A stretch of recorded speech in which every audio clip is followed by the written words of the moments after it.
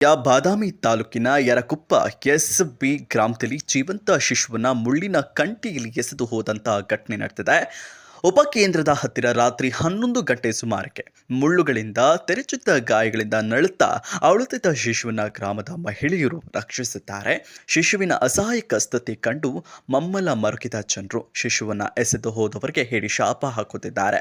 ಕೂಡಲೇ ಶಿಶುವನ್ನ ಮುಳ್ಳಿನ ಕಂಟಿಯಿಂದ ಹೊರತೆಗೆದು ಶುಚಿಗೊಳಿಸಿ ಸ್ವಚ್ಛ ಬಟ್ಟೆಯ ತೊಡಿಸಿ ಸುರಕ್ಷಿತವಾಗಿ ರಕ್ಷಿಸಿ ಅಂಗನವಾಡಿ ಶಿಕ್ಷಕಿಯರು ಮತ್ತು ಆಶಾ ಕಾರ್ಯಕರ್ತರು ಶಿಶುವನ್ನ ತಡರಾತ್ರಿ ಬಾದಾಮಿ ತಾಲೂಕು ಆಸ್ಪತ್ರೆಗೆ ರವಾನಿಸಿದ್ದಾರೆ.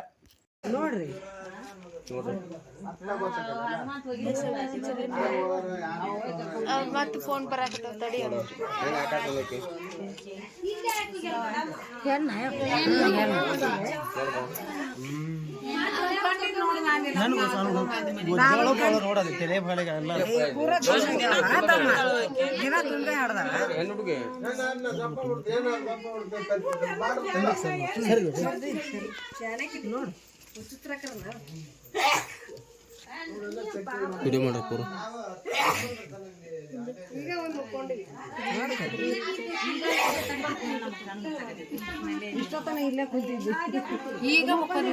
ನೀವು ನಮ್ಮ ಮುಖದಲ್ಲಿ ಇವ ಬಂದು ಒಂದು ತಾಸ ಗುದ್ದಲಕತ್ತಿ ಉಟ್ರು ಕುಡಿಸ್ಬೇಕಾರ ಅಗಸಿ ಬಂದು